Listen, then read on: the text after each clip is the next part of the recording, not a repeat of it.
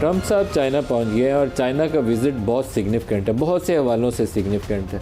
अगर तो उनके दो तरफ़ा ताल्लुकात कोई आप देख लें तो रेयर अर्थ मिनरल्स के मामले के ऊपर अमेरिका इस वक्त फंसा हुआ है। जो ज़्यादातर दुनिया में प्रोडक्शन और रिफ़ाइनिंग कैपेसिटी है वो उसके ऊपर चाइना का ऑलमोस्ट होल्ड है इस वक्त, और उस होल्ड की वजह से अमेरिका को उसके साथ डील करना है। और वो डील करना इसलिए नागुज़ीर है कि उनको अपने सेल फ़ोन बनाने हो, स्मार्ट कार्स बनानी हो, या मिज़ाइल चलाने हो, या वो जो स्टेल्थ उनके फाइटर जेट्स ऊपर उड़ते हैं उसका काम करना हो, सारों में कोई ना कोई रेयर अर्थ मिनरल जो है वो यूज़ होता है और उसके लिए चाइना से होकर रास्ता गुजरता है। इसी तरीके से जो टैरिफ वॉर्स हैं उसमें अमेरिका और चाइना बहुत एक दूसरे से दूर भी गए और बहुत एक दूसरे से उन्होंने वो रास्ते में जो फासले बढ़ गए थे उसको कम करने की कोशिश भी की।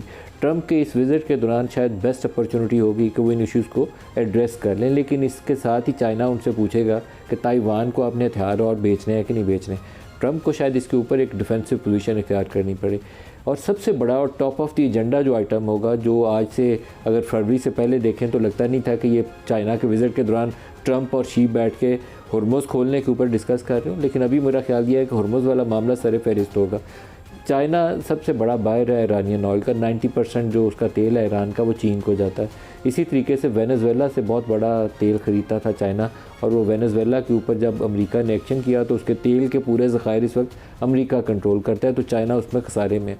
तो ईरान की जंग का मामला क्या होगा, तो हॉर्मुज़ कैसे खुलेगी, टैरिफ वॉर्स का फ्यूचर क्या है, और रीजनल सिक्योरिटी सिनारियो क्या बनेगा। एक ब्रिक्स वाला मॉडल है जिसमें डॉलर को छोड़ के वो अल्टरनेट करेंसीज़ के ऊपर काम करना है। तो ब्राज़ील, रशिया, इंडिया, चाइना, ये बड़ी इकोनॉमीज़ उसका हिस्सा है और चाइना उसका मूवर है। बेसिकली चाइना अगर आगे चलता है तो वो बाकियों को लेके आगे चल सकता है। चाइना एक मिलिट्री कन्फ्रंटेशन वाली अप्रोच कभी नहीं अपनाता, लेकिन उससे हट के वो सारा कुछ अपने आप को आहिस्ता अपनी इंग्रेस बढ़ाने की कोशिश कर रहे हैं। तो इस वक्त ट्रंप को चाइना की ज़रूरत है। शायद वो पहला मौका होगा जिसमें बड़ी स्ट्रॉन्ग रियलाइजेशन होगी वाशिंगटन के अंदर कि अगर हमने चाइना से अच्छी कोई डील ना की तो अमेरिका के लिए आगे बढ़ना दुनिया में मुश्किल हो जाएगा। तो क्या अनफोल्ड होगा इस विज़िट के नतीजे में इन 3 दिनों में कि वो चीन के हालात, चीन के भी फ़ायदे में जाए, अमेरिका के भी फ़ायदे में जाए, और इस इलाके की जो सूरत हाल है उसमें भी कुछ बेहतरी के आसार नज़र आने शुरू हो जाएँ। ये तो एक टॉपिक होगा। दूसरा हम प्रोग्राम में डिस्कस करेंगे पाकिस्तान की इकॉनमी के हवाले से। जो अदाद-ओ-शुमार आज ऑफिशियली जारी किए गए हैं उसके मुताबिक 2023-24 का साल, उसमें पाकिस्तान में जीडीपी ग्रोथ थी 2.62%, 24-25 में 3.18%, और 25-26 ये जो साल अभी रवां चल रहा है इसमें 3.70 के एस्टीमेट है।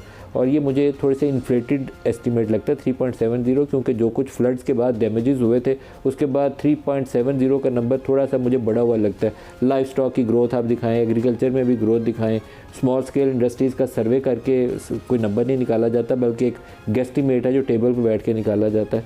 तो ये नंबर थोड़ा सा मशकूक लगता है मुझे, लेकिन 3.70 को भी आप मान लें तो 3% की पॉपुलेशन ग्रोथ के साथ 3% ऑन एवरेज ग्रोथ बनती है 3 सालों की। तो हम अनएम्प्लॉयमेंट का एक जम्मे गफ़ीर है जो अपनी लेबर फोर्स में अनएम्प्लॉयड लोगों में इजाफा देख रहे हैं, उनका क्या करेंगे।